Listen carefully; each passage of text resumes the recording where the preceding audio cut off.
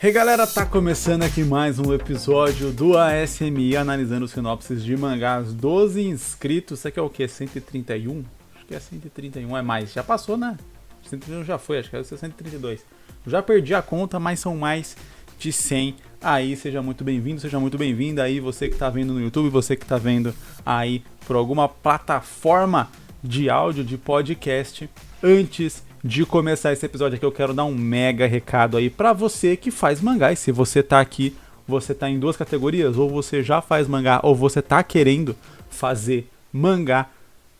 Em breve eu vou anunciar um concurso de mangá feito por mim. É isso mesmo, cara, é isso mesmo que você tá ouvindo aí durante vários anos, né? Eu comecei minha jornada como mangaka aí, né? Claro, fazendo minhas próprias histórias de maneira mais aberta e tal, mas eu acho que assim o primeiro passo mesmo para começar a profissionalizar isso foi quando eu comecei a ficar sabendo sobre os concursos. E aí todo concurso de mangá que eu ficava sabendo, que eu tomava conhecimento, eu participava. E tô muito feliz aqui de anunciar que finalmente eu vou promover um concurso de mangá e não vou estar promovendo sozinho, porque a ideia de fazer esse concurso aqui foi da XP Pen, cara. Então a gente vai ter aí o patrocínio, a parceria da XP Pen, que é uma das maiores marcas de mesas digitalizadoras e pen displays do mercado. Tô muito feliz com isso, cara. Não cabe no meu peito a felicidade de poder estar fazendo isso. E eu tenho certeza que você vai gostar muito e vai querer participar. Então fica esperto aqui no canal, aqui nas minhas redes sociais, porque já já eu vou anunciar, vou fazer um vídeo aqui falando certinho como que você faz para participar, quais são as regras e, claro, quais são as premiações, porque não vai ser só um concurso de mangá, tipo, faz aí e tal, e a gente anuncia aqui. Não é brincadeira o negócio. Vai ter premiação e vai ser uma baita de uma premiação. Você não espera, você não perde por esperar. Eu ia falar, você não espera por perder. Você não perde por esperar. Fique esperto aqui nas redes. Até o final dessa semana vai estar aí divulgado tudo para você saber como participar. E lembrando que as sinopses lidas nesse vídeo aqui, elas foram enviadas para mim no meu e-mail. Tem o processo aqui na descrição desse episódio de como você pode fazer para enviar a sua sinopse para mim também. E claro, as sinopses elas entram para uma lista que tem quase 100 sinopses, então demora um tempo para eu conseguir ler, né? Porque obviamente 100 sinopses, né? Você vai entrar ali no final da fila, eu leio aqui 3, 4 por episódio, né? Acaba demorando, mas se você não tem tempo aí de esperar eu analisar sua sinopse aqui na lista padrão, você pode se tornar membro do canal a partir de R$3 por mês aí. Você ajuda a gente a continuar com o trabalho aqui no YouTube, trabalho em outras mídias, outras redes sociais também, e você tem a sua sinopse analisada mais rápido. Então, só ir ali no YouTube e em Seja Membro, você dá uma força muito grande aqui pra gente. A primeira sinopse a ser analisada aqui é de um membro que inclusive tá fazendo aniversário esse mês, então parabéns aí. O nome é Nibiru's Wolf, né? Com certeza esse não é o nome de batismo, né? Não é o nome que tá no RG, mas parabéns aí, Nibiru's Wolf. E ele quis, como presente de aniversário, que eu divulgasse alguns mangás que ele achou interessante na Flipthrough. Não são necessariamente mangás dele, mas mangás que ele achou interessante. Eu gosto muito de dar valor pros quadrinistas brasileiros. A Flipthrough é uma excelente plataforma, uma das maiores que a gente tem atualmente, aí tá dando muito certo. Parabéns aí pro é Marcos ou Márcios? Acho que é Marcos Beck. Parabéns, cara, pelo trampo que você tem feito aí, muito bom. E eu vou deixar aqui então na descrição o link desses mangás aí que ele recomendou, e quando eu tiver um tempinho também, de repente, eu dou uma lida lá. Então vamos aqui para a primeira sinopse de hoje. O nome é Legado de Boyuna. Ela tá um tanto grande, vamos ver o que dá para ler, o que dá para analisar aqui dela. A Eras, uma besta de proporções continentais, a Boyuna surgiu e os deuses uniram suas forças para a transformar em uma árvore. Mas isso custou a capacidade de viverem no mundo. A capacidade dos deuses viverem no mundo, eu imagino. Mas a besta ainda era poderosa, seu poder vazava e gerava frutas que só de tocar te transformam em um monstro. Mas as sementes tinham o poder, tem muito mas.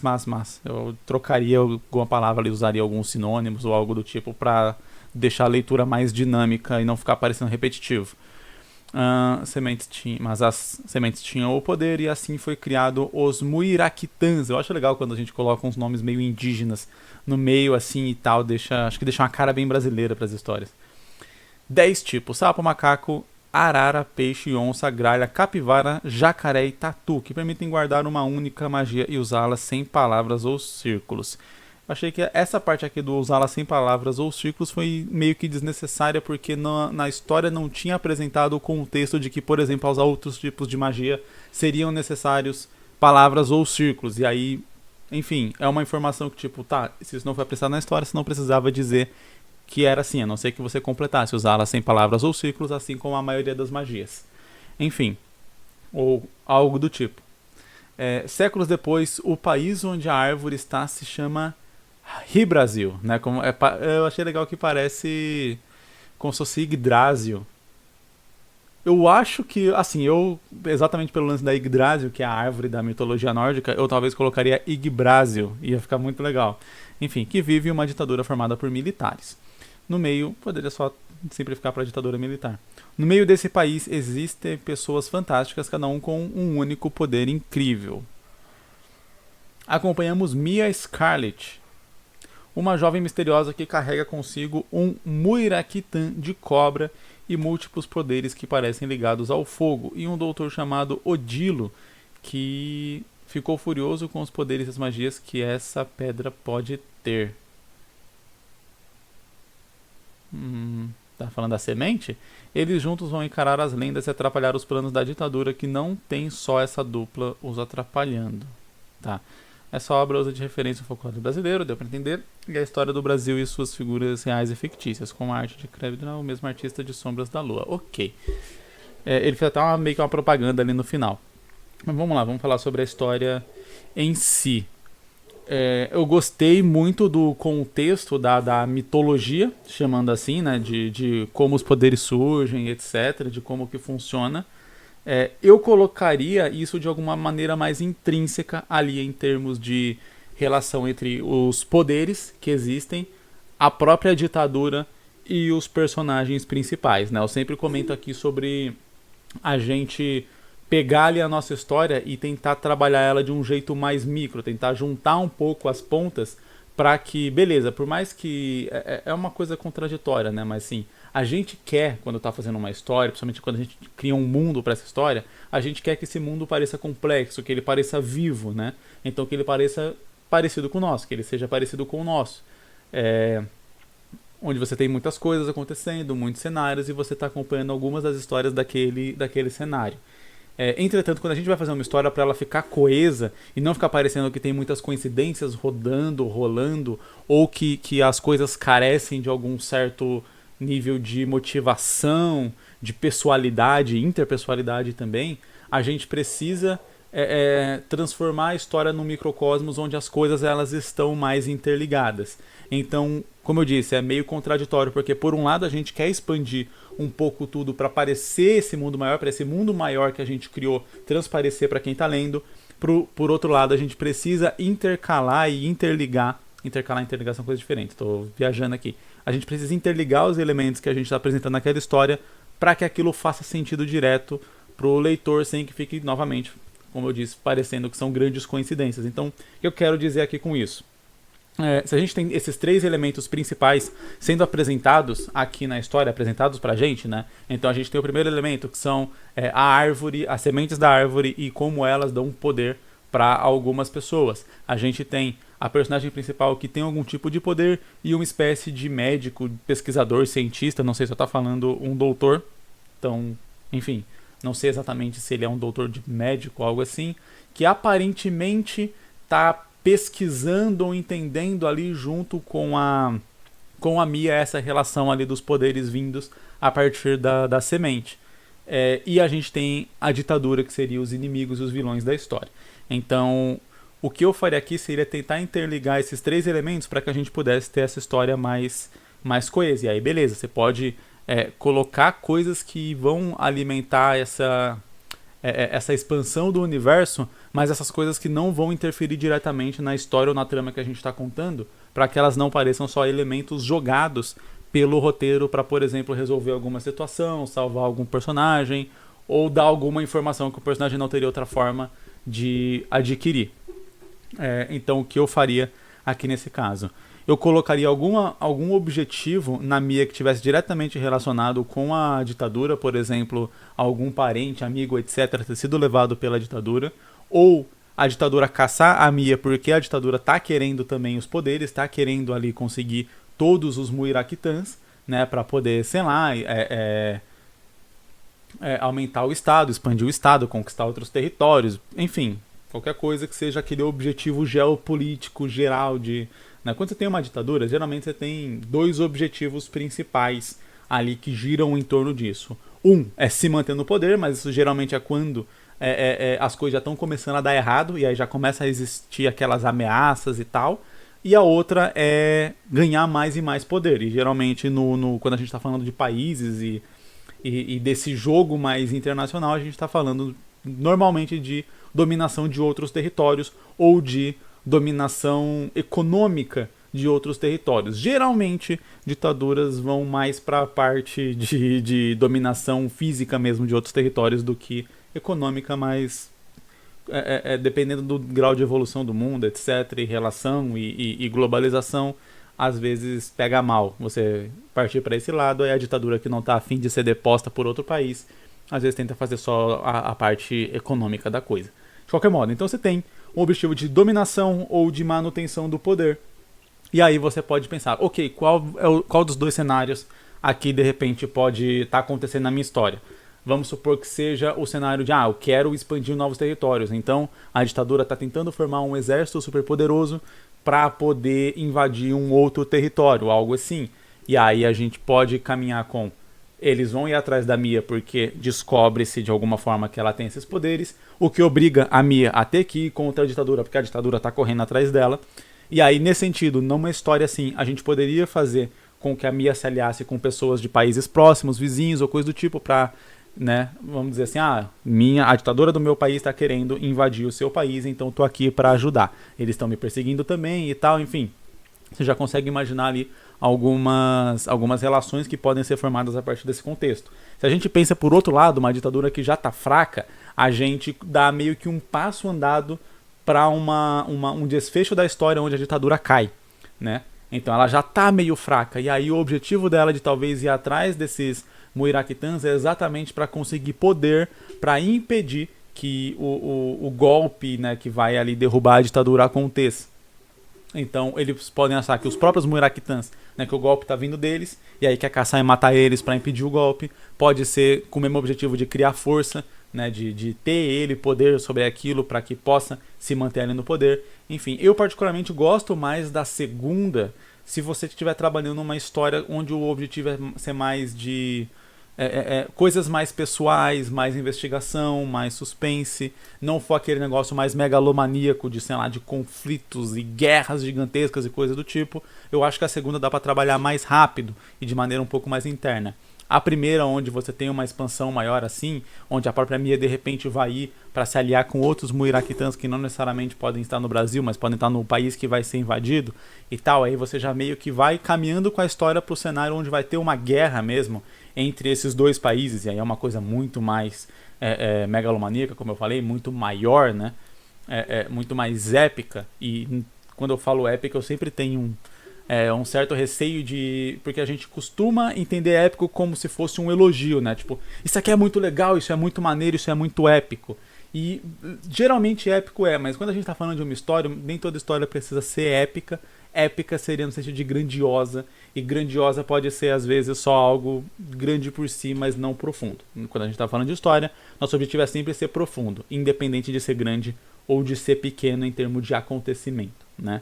Uma bomba atômica é um acontecimento grande, ou um tiro é um acontecimento pequeno quando a gente compara as duas proporções, mas dependendo de como está a relação que a gente estabeleceu na história, um tiro pode ser muito mais significativo, emotivo, interessante de se acompanhar, de se abordar dentro de uma história do que uma bomba atômica. Eu acho que, espero que tenha ficado clara essa relação do que eu falo sobre épico e de que nem toda história precisa ser épica, isso não necessariamente é um elogio, dependendo do contexto.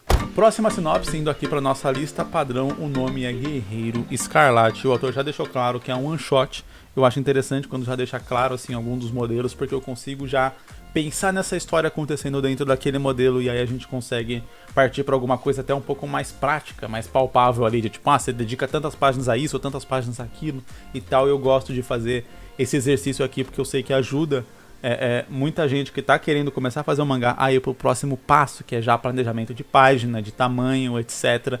E não só ali um contexto geral a respeito da história. Gione é um guerreiro que busca se vingar de um grupo de mercenários. Pera, já li. Cara, quantas vezes essa pessoa enviou essa sinopse? Caraca, essa pessoa enviou uns 5 e-mails, porque eu já li isso. E eu já vi umas 3, 4 vezes aqui que esse e-mail tá aparecendo. Acho que a pessoa achou que enviando aqui já ia ser lido na semana seguinte. E aí falou, ele não leu, vou continuar enviando que uma hora ele lê. Enfim, se você tiver para enviar sua sinopse aí, saiba que não. Você vai entrar no fim da fila e sua sinopse vai ser lida. Não precisa me enviar 15 vezes, senão vai acontecer igual aqui. Ok, próxima sinopse, realidade paralela. Mary, recém-formada em jornalismo, começa a trabalhar em uma grande editora. Em mais um dia comum atrás de notícias, se depara com uma informação de lutas clandestinas mortais e vai atrás da verdade encontrando uma história totalmente diferente, envolvendo todo o governo mundial, tecnologia totalmente avançada, tentando conseguir provas suficientes para publicar, foi descoberta e perseguida por homens que mais pareciam executivos totalmente armados. Armas totalmente diferentes da nossa realidade. Isso causando um grande... Eu acho que era acidente, tá escrito acidente. Um grande acidente deixando ela inconsciente. Ao recobrar a consciência, logo nota não estar no hospital. Mas sim no lugar onde ela foi... Onde ela mais... Mas sim no lugar onde ela mais odiava. A casa educacional onde as crianças da família eram obrigadas a estudar. Imagino que da família dela. O português está meio complicado aqui. Acho que o autor deve ser talvez muito novo e tal. Onde ela descobre que sua entidade espiritual finalmente foi liberada e aqueles ali presentes estavam contendo sua manifestação, pois eles podiam controlar por estarem conscientes. Tá certo. Eu sinto aqui que aconteceu uma coisa muito comum que acontece principalmente com autores iniciantes, né? E aconteceu comigo também muito lá no começo. Que é o quê? A gente imagina uma história e conforme... Beleza, né? A gente... Principalmente quando a gente está começando, a gente não tem ainda aquele lance de tipo... pensei numa história, vou me organizar aqui, fazer ela e tal. O que acontece geralmente é que a gente pensa... e vai maturando aquela ideia, vai criando mais coisas, vai pensando naquilo e tal. E geralmente, principalmente quando a gente nunca fez um livro, um mangá, um quadrinho, uma história antes, quando a gente nunca colocou isso pra fora da nossa cabeça, a gente vai acrescentando coisas conforme a gente vai tendo novas ideias, conforme a gente vai tendo novos pensamentos. E se você ainda não tem essa experiência de colocar a ideia pra fora, é natural que novas ideias elas vão sendo acopladas aquela sua ideia original. Então fala, eu tive a ideia aqui de uma história de uma jornalista que começa a pesquisar ali um lance de lutas clandestinas e acaba sendo perseguida. Só que aí de repente você assiste um filme ali de terror que fala sobre um lance de contato espiritual e aí você fala, achei legal isso, eu queria fazer uma história sobre isso, colocar isso de alguma forma, e aí você vai lá e acopla o lance espiritual na sua história. Aparentemente, tudo que a sua ideia inicial não tem nada a ver com o lance espiritual, mas daí você acopla. Eu não cheguei a ler aqui, mas tem algumas outras descrições de coisas que tem nessa história aqui. E aí a gente tem animais mitológicos mágicos, reencarnação de grandes guerreiros lendários com poderes, enfim, entre várias outras coisas ali, elementares, que são pessoas que conseguem dominar elementos e tal. Várias coisas assim que não me parecem se relacionar diretamente com a primeira parte dessa sinopse aqui, que parecia uma história muito mais pé no chão, ali onde a gente está falando, beleza, existem poderes ali, não poderes, né, mas existem uma tecnologia diferente, algo mais sci-fi ali acontecendo e tal, e tem uma conspiração mundial, tirando a parte do sci-fi, parece algo muito mais pé no chão, e aí quando a gente vai indo pro negócio, parece que a história virou uma história completamente diferente. E como eu disse, eu acredito que isso acontece na maioria das vezes. Porque aconteceu comigo também, né? Eu passei muito por isso. Porque a gente vai tendo novas referências, vai absorvendo novas coisas e a gente vai enfiando essas coisas naquela história que a gente fez. E o que eu sempre costumo dizer nesses casos aqui é que você não precisa fazer um mangá só na sua vida. Você não precisa fazer um livro só na sua vida. Você não precisa fazer uma história só na sua vida. A gente tem a tendência de acreditar em algo assim, de que não, eu tenho que ter uma história só na minha vida porque geralmente o que fica famoso de algum autor que a gente conhece é uma história só. São raros os autores que a gente tem 2, 3, 4 histórias dele que ficam famosas a ponto de a gente conseguir ter essa diferenciação de, não, são histórias diferentes. O que geralmente acontece, a gente tem uma obra muito famosa, e aí você associa ela a um autor e você pensa, eu quero a minha versão dela. Então, a J.K. Rowling com Harry Potter, o J.R.R. Martin com Game of Thrones, o Tolkien com O Senhor dos Anéis, apesar de que ele fez Hobbit, foi um sucesso antes, mas aí se passa no mesmo universo, etc, blá blá. Mas vamos lá. Masashi Kishimoto com Naruto, esqueci o nome do autor do Cavaleiro Zodíaco agora. Masami Kurumada? É Kurumada? Eu acho que é. Enfim, Cavaleiro Zodíaco.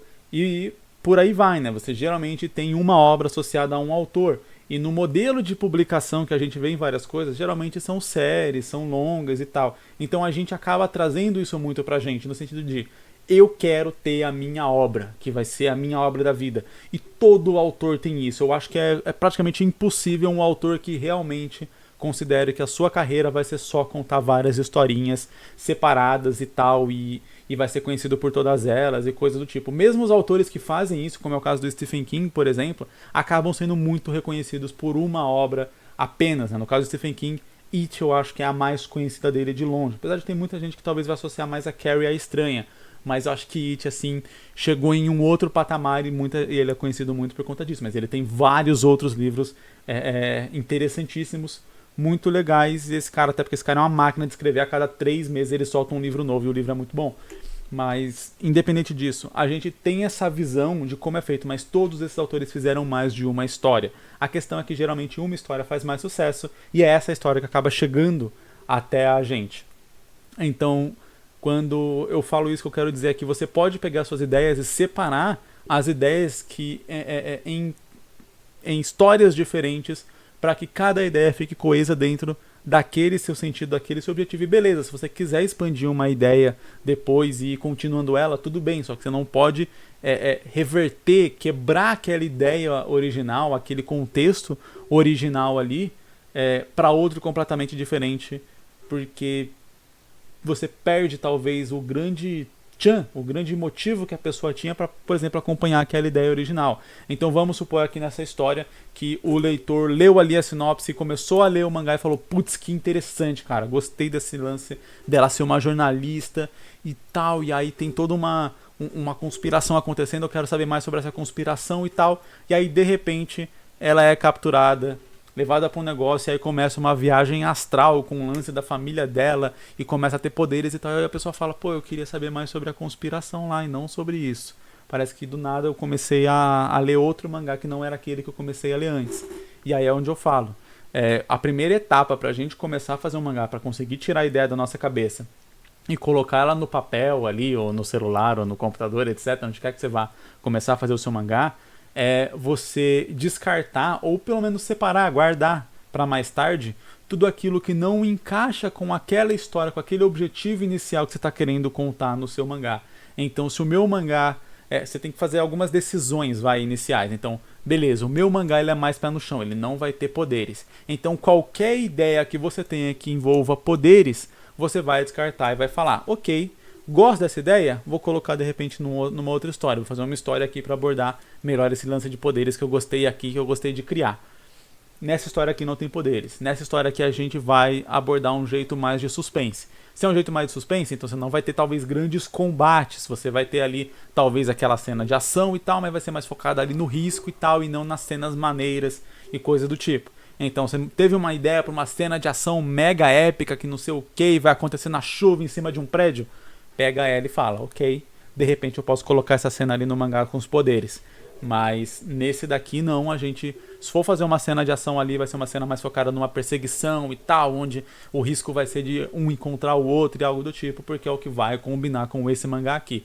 E muito por trás, o que está por trás de você fazer uma boa história é você conseguir fazer essa coesão de a história fazer sentido e ela funcionar dentro ali do seu próprio universo, com as suas próprias regras estabelecidas. E quando você quebra muito essas regras, você quebra muito esse universo para adicionar novas coisas que você tem vontade, a história ela corre muito risco de acabar perdendo ali essa essência que talvez foi o que estava conquistando quem estava acompanhando aquela história. A mesma coisa, vamos supor aqui um canal no YouTube. Você está acompanhando esse canal no YouTube porque você gosta que eu falo de mangá. Eu falo sobre criação de mangá, eu falo sobre produção de mangá, eu falo sobre o desenho de mangá e por aí vai. Se de repente aqui nesse canal eu começo a falar sobre gastronomia, sobre comida, como preparar comida, não sei o que, você provavelmente vai se desinscrever porque você fala, pô, eu me inscrevi no canal e gostava dos vídeos porque ele falava sobre mangá. Eu não quero saber sobre culinária, sobre coisa do tipo. Tem nada a ver com isso. Então, é a mesma coisa no seu mangá. Você apresenta ali a ideia, por mais que possa ter um plot twist que vá, de repente, mudar um pouco a ótica das coisas, mas plot twists, eles são pensados desde o início. A história, ela vai ser apresentada de um jeito que esse plot twist, quando acontecer, ele cause uma surpresa positiva no leitor, tipo, era isso o tempo todo, pô, que legal, faz sentido. E não só no, agora eu tive vontade de enfiar poderes nessa história e... Enfim, o leitor vai falar, pô, da onde que isso veio? Isso não faz sentido nenhum, né? São sentimentos completamente opostos. Um dos meus primeiros mangás, né, que foi o primeiro mangá que eu publiquei na internet, ele se chama Matsuri, ele é uma história de romance bem convencional, com adolescentes, colegial e tal, bem clichêzão, bem padrão, bem batido. E eu tinha a ideia de lá no futuro dele começar uma invasão alienígena e tal, e imaginei que isso ia ser bem interessante. E aí depois, com o tempo, eu pensei, tipo, não, essa ideia é muito bosta, porque eu tô quebrando completamente tudo que eu tô apresentando, tudo que eu tô mostrando, tudo que eu tô construindo na história, simplesmente porque, sei lá, eu gosto dessas coisas e tal, e aí quero colocar na história. Mas daí beleza, conta uma outra história onde o foco da história é esse, não quebra a história ali pra simplesmente colocar algo que você quer colocar porque você acha legal. Você pode fazer várias outras histórias e a coisa vai funcionar mais ou menos assim. E aí com isso eu encerrei Matsuri ali, ele é uma historinha fechada de romance, que só tem isso, que o foco é completamente esse, e várias pessoas leram e gostaram, e tenho certeza que se eu tivesse seguido com essa ideia, muita gente ia ficar decepcionada lá na frente. Nossa próxima sinopse tem uns nomes franceses que eu não vou saber pronunciar, então eu vou pronunciar da moda brasileira aqui o mais brasileirado possível. O nome do nosso mangá é Estigma. Cidade de Fucheroles. Eu não sei como é que seria isso. Fucheroles. Eu não faço ideia. Enfim, cidade de Fucheroles, na França. Nicole Leroy, 11 anos. Acho que deve ser Leroy. Não sei, talvez. Já que é francês é o que eu imagino. 11 anos. Uma garota estranha está sendo transferida para o primeiro ano do ensino médio. Pera. 11 anos? Primeiro ano do ensino médio? Não sei como é que funciona a escola lá na França, mas eu acredito que talvez lá não tenha o ensino médio, né? Tem o que a maioria dos países tem, é o college, né? Bem que não, college geralmente é a faculdade. Antes você tem o... Caramba, fugiu da cabeça o nome. Você tem o ginásio. Aí depois do ginásio você tem o... colégio, não é mesmo o nome? Que é tipo como se fosse o nosso ensino fundamental e ensino médio, né? O ginasial é o fundamental. E aí o... colégio? Não tem o nome? Colegial. E aí o colegial é o médio, e aí depois você tem a faculdade. Aqui em alguns países a faculdade se chama de college. E aí foi isso que confundiu minha cabeça. Mas enfim, acredito que o colegial não começa com 11 anos. Então não sei se é ensino médio aqui, mas eu não conheço de como funciona o sistema escolar na França. Ninguém gosta dela por sua personalidade difícil de compreender, e agora ela está com o objetivo de fazer amigos, mas não sabe pra quê, nem como. Nessa escola não há punição para quem briga ou faz bullying entre alunos, por isso há os grupos bullies e os bulinados. Ao matar a aula no primeiro dia, descobre um baú bizarro em uma passagem escondida e desde então coisas estranhas começam a acontecer em volta dela, enquanto ela lida com outros problemas. Aí, como a sinopse é curta, eu vou ler aqui o adendo da autora. Explicando melhor para ter uma ideia, se trata de uma dualidade de slice of life com o mistério de pessoas estranhas que começam a aparecer e aparentemente são controladas por outro alguém. É uma história de comédia, ação, suspense e cotidiana, além de anomalias. Entendi. Eu acho complicado juntar muito a comédia com o suspense.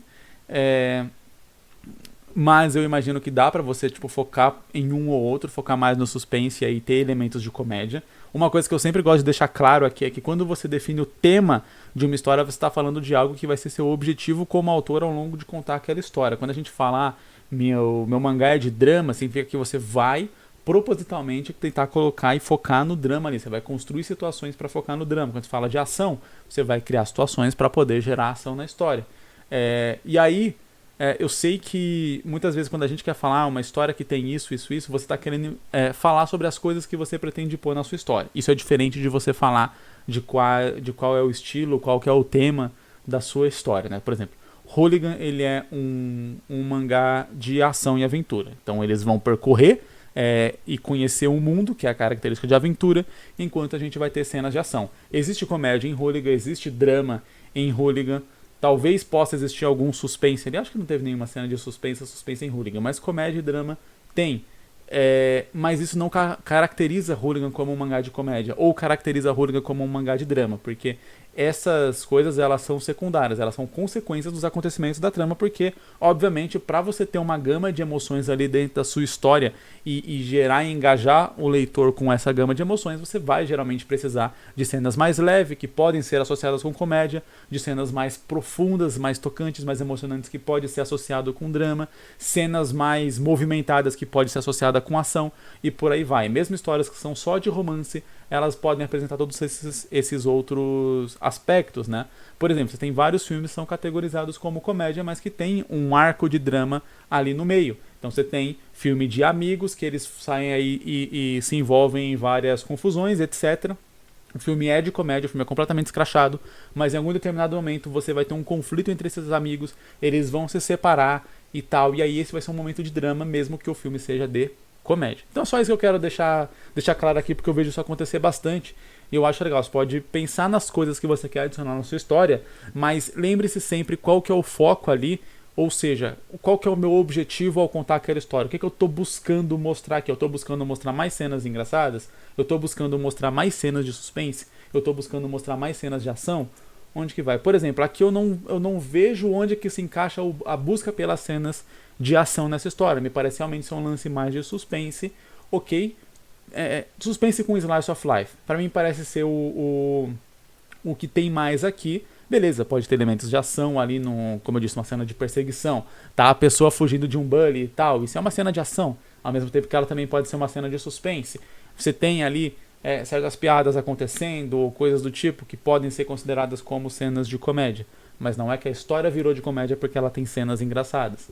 Não é que a história virou de ação porque de repente tem ali alguma luta entre um bully e um bullyingado que resolveu se revoltar. Enfim, queria deixar claro isso. Fora isso, tem a questão ali da idade, que eu já comentei aqui. Não sei, então não vou poder opinar com muita propriedade, mas eu aumentaria a idade dessa personagem ali, para eu acho que casar com esse período ali do colegial. O lance da personalidade dela ser difícil de compreender. Sendo uma história onde a gente vai acompanhar essa personagem muito de perto, e esse lance dela fazer amigos, o não sabe pra quê eu acho um pouco mais complicado, mas pode ser que o começo não saiba e aí depois ela vai descobrindo, né? Porque o que eu falo a gente precisa meio que torcer pelo protagonista para que a gente consiga continuar acompanhando ele, né, ao longo da história. Ou ele tem que ser interessante o suficiente para que mesmo a gente não torcendo, a gente continue tendo vontade de acompanhar, né? Tem protagonistas que são vilões que você não necessariamente torce para que eles consigam realizar seus objetivos, mas a trama ali é tão intrincada, as coisas, os acontecimentos, aquele personagem é tão interessante que você fica com vontade de saber o que vai acontecer, independente de você querer que ele se dê bem ou se dê mal.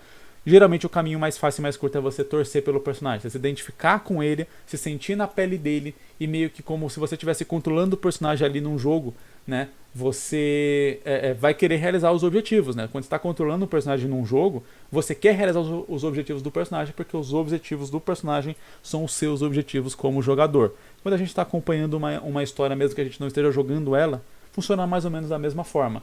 Você está olhando aquele mundo quase que junto, como se você tivesse colado ali com aquele personagem que é o protagonista, que é o personagem principal, e aí meio que os objetivos dele quase que viram os seus objetivos. Como eu disse, isso não é uma regra, na verdade isso é uma regra, e aí existem exceções que exatamente confirmam essa regra, que são personagens como Kira, como o cara lá eu não lembro como é que é o nome dele, mas enfim, do Kevin Spacey no House of Cards, enfim. Eu acho que mais pra frente também no Breaking Bad segue um pouco essa risca. Geralmente personagens que são mais vilanizados e tal tem essa característica.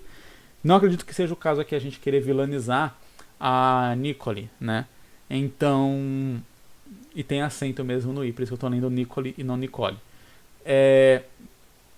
Então, eu acho que seria uma história que se beneficiaria muito de a gente ficar dentro da mente da personagem. Então, muita narração, a gente vê muitos pensamentos dela para que mesmo ela se comportando de uma maneira que talvez a gente reprovasse esse comportamento dela, a gente entendesse qual que é a intenção dela por trás daquele comportamento, a ponto de a gente simpatizar com a personagem, mesmo que no mundo exterior ao pensamento dela, ela pareça um personagem completamente babaca que a gente jamais simpatizaria. Eu acho que essa dualidade vai ser a grande chave aqui da história, pelo menos dessa parte mais slice of life, ali, desse objetivo de fazer amigos, etc., se socializar e coisa do tipo. Então, ela vai ter respostas que vão ser consideradas respostas ruins, grosseiras, etc. Ela vai ter atitudes que vão ser mal interpretadas e é preciso colocar isso de uma maneira que a gente também tenha uma má interpretação daquilo, até ver o pensamento dela por trás, até entender a intenção dela por trás. E aí a autora pode brincar com isso de tipo, às vezes a gente vai ver o pensamento antes, já vai entender a intenção dela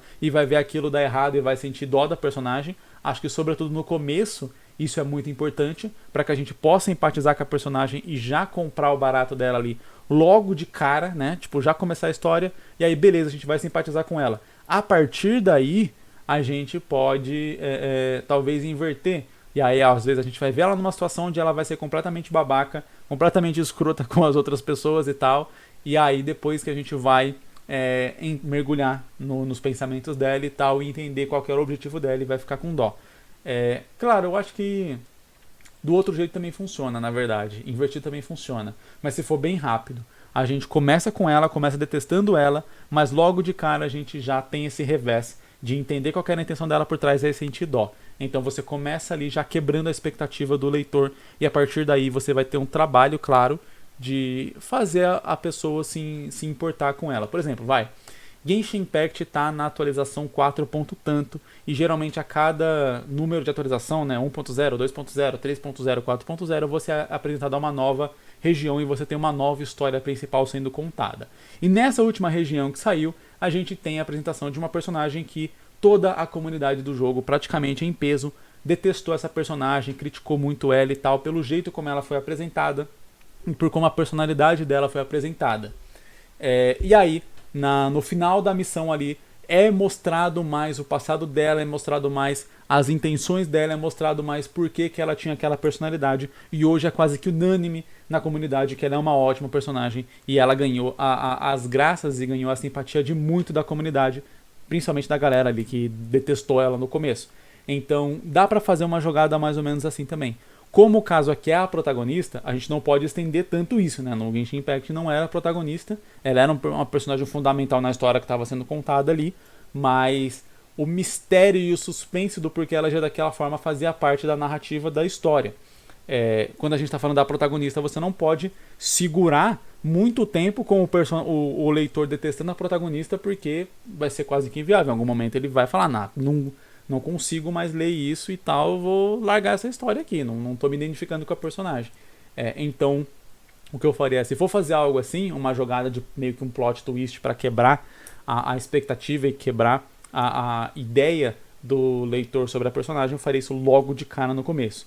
Então já apresentaria ela de um jeito que ia fazer o leitor detestar ela logo de cara e logo na sequência, assim que você supostamente tivesse conseguido esse efeito esperado de detesto essa personagem, não acredito que é ela que eu vou continuar acompanhando, eu vou parar de ler esse mangá, você já quebra, reverte essa expectativa, faz o leitor ter dó dela, e aí a partir daí você vai trabalhar muito mais os aspectos simpáticos dessa personagem para o leitor engajar com ela, e aí depois pra frente você pode ir brincando mais com essa questão de ela foi idiota, não, tadinha, enfim, e ficar brincando com isso. E aqui eu falei basicamente só da parte Slice of Life, até porque quando chega na parte ali do mistério e tal, é falado bem pouco.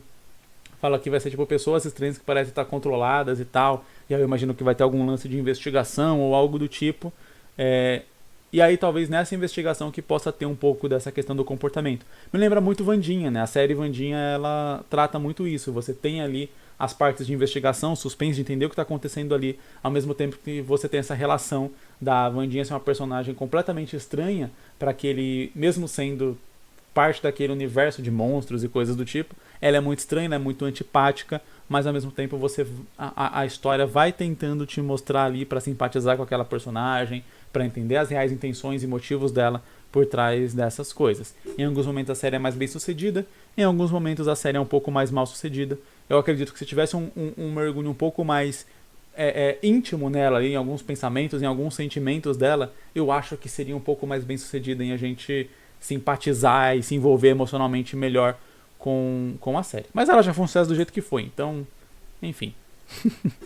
Vamos aqui para nossa última sinopse. Bruno é um jovem de 17 anos que tem o sonho de se tornar um músico. Em sua vida virar do avesso e descobrir que o casal que acreditava... Tá, já li essa sinopse. Acho que no último episódio. Ok, próximo. Essa história é situada em um mundo mágico anacrônico com um ar medieval steampunk. Existem criaturas diversas e pessoas com poderes não tão bem intencionadas. Por isso temos a organização Fazão Esmeralda. É um império de agências que trabalham para manter a paz no mundo. Localizada na cidade Esmeralda de Oz, acompanhamos Flynn Bifrost, um jovem de 18 anos com poderes mágicos arcanos, recém-formado e contratado como agente mágico. Ele é um exímio arqueólogo e combatente, saindo em missões salvando e derrotando vilões. Mas ele descobre que a agência de controle mágico não é tão honesta quanto ele pensava, descobrindo podres dos chefões bruxos super poderosos que ninguém tem coragem de peitar. Ok, eu gosto muito dessas temáticas onde você aprende a confiar em alguma coisa e aí essa coisa se reverte, né? The Gray Man é um mangá que trata muito disso de uma maneira muito, muito boa. E aí até usando o The Gray Man como exemplo aqui, uma coisa que eu usaria nessa história aqui que a gente acabou de ler é criar uma espécie de trama que se reverte para poder seguir nisso. Então, lendo a história, a impressão que dá é que a gente vai acompanhar várias missões aleatórias até que em algum determinado momento a gente vai engajar na missão principal. O que eu faria aqui pra gente poder dar aquela encurtada e fazer a história ser mais direta ao ponto, ser mais coesa, já que é uma palavra que eu tô usando bastante no episódio de hoje. O que eu faria ok, como que é o nome do nosso protagonista? Flynn. O Flynn, ele tá ali, ele tem algum objetivo, né, pessoal dele, todo personagem tem que ter seus objetivos pessoais. E aí, conforme ele vai fazendo, a gente pode ter uma primeira missão, ali se a intenção é ser uma série. A gente pode ter uma primeira missão de reconhecimento do mundo e tal, beleza. Até para talvez explicar um pouco a chegada do Flynn. A gente ter aquela contextualização geral. E a partir da segunda missão, ela já meio que deixar uma brecha para certas interrogações. E a partir dela, talvez a gente começar uma questão de missões em cadeias, né? Uma ordem de missões em cadeia que vai levar o Flynn a descobrir esse segredo da própria organização. Então, ao longo dessas missões, a gente vai confiar na organização e aí entra uma parte muito difícil, mas que todo autor tem que passar, principalmente quando quer fazer esses plot twists na história, que é: você precisa adicionar os elementos necessários para que o seu leitor consiga captar que a agência que está por trás disso, sem deixar ele captar que a agência está por trás disso. O que eu quero dizer com isso? Você não pode deixar o seu leitor descobrir o plot twist da sua história antes do plot twist ser revelado, porque isso tira o impacto do plot twist, né? Que nem saber o spoiler, saber quem que morre no final da história, tira um pouco do impacto da surpresa da morte daquele personagem no final da história. Da mesma forma acontece com o plot twist. Entretanto, quando o plot twist acontece, é interessante que na cabeça do leitor vários elementos que foram apresentados antes comecem a fazer sentido agora que ele sabe do plot twist. E esses elementos precisam estar ali antes, de uma maneira que o leitor saiba que eles estão ali, mas que ele não consiga ligar os pontos até ele ter a informação final. É como se fosse um quebra-cabeça que o leitor vai montando, mas que só quando você dá a última peça para ele que ele consegue ver qual a imagem que está formada no quebra-cabeça. E isso é extremamente difícil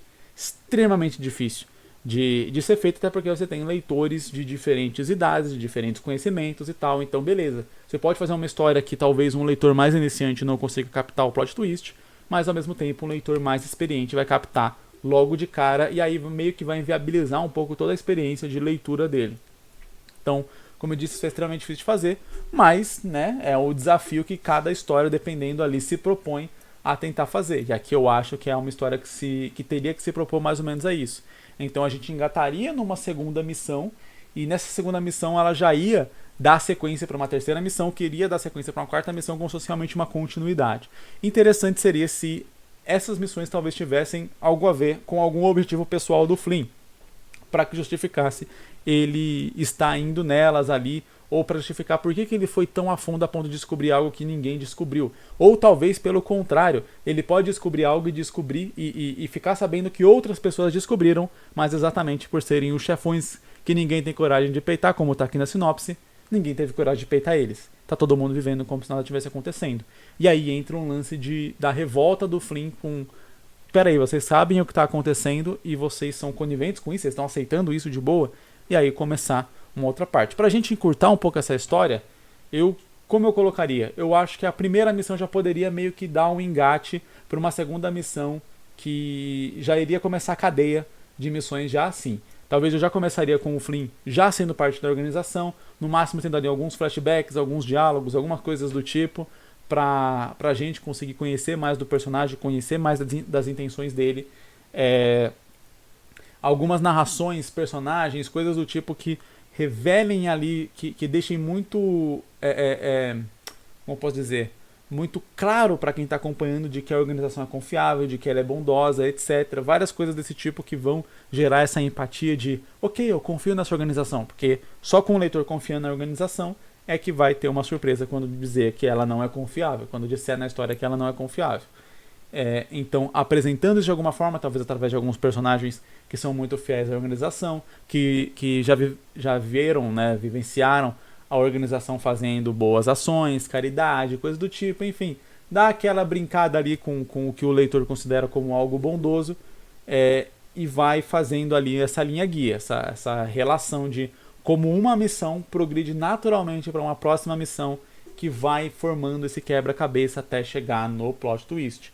Numa história mais curta eu faria talvez, sei lá, 3 missões mais ou menos para isso, ou num one shot mesmo, seria logo de cara a primeira missão, já dá esse indício. Só que daí a gente não vai ter a questão do plot twist, né?